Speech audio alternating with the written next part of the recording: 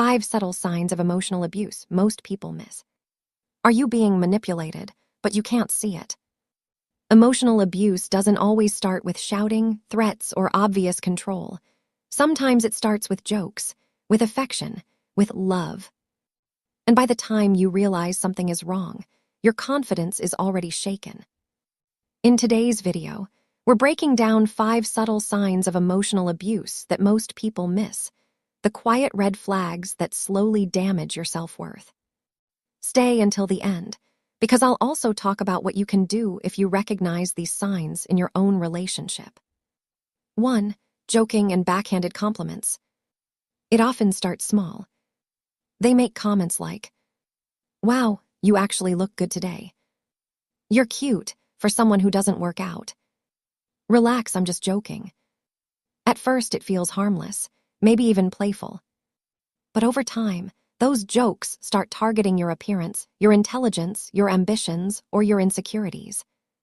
When you speak up, they say, "You're too sensitive. You can't take a joke. You're overreacting."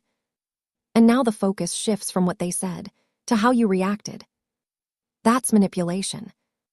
This tactic slowly trains you to doubt your feelings, laugh at things that hurt, stay silent to avoid being dramatic. And slowly, your self-esteem erodes. Healthy love does not require humiliation to be funny. 2. Walking on eggshells. Do you find yourself constantly monitoring your tone?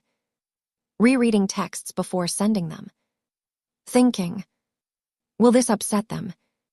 Maybe I shouldn't say that. Let me just keep the peace. You adjust your personality to manage their moods. If they're quiet, you panic. If they're angry, you blame yourself. If they withdraw affection, you work harder. This creates chronic anxiety, what psychologists call hypervigilance. You stop feeling safe. You start feeling responsible for their emotional stability. But here, the truth. You are not responsible for regulating someone else's emotions. Love should feel secure, not like a constant emotional test. 3. Subtle gaslighting. Gaslighting doesn't always look dramatic. Sometimes it sounds like, "That never happened. You're remembering it wrong. You're imagining things. You're crazy." You bring up something that hurt you, and somehow the conversation ends with you apologizing. You start second-guessing your memory. You question your intuition.